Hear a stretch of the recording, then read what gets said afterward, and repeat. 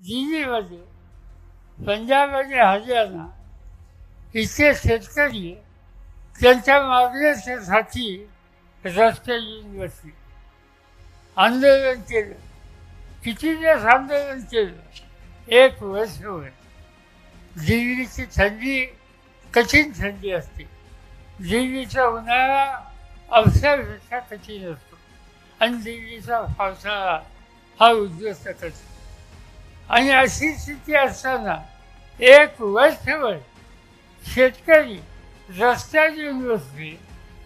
त्यांच्या कुटुंबाची आयाबेळी त्यांचा स्वयंपाक करण्यासाठी घरदार सोडून त्या ठिकाणी आल्या आणि अक्षरशः हजारोच्या संख्येनं हा शेतकरी वर्ग त्या ठिकाणी बसला होता.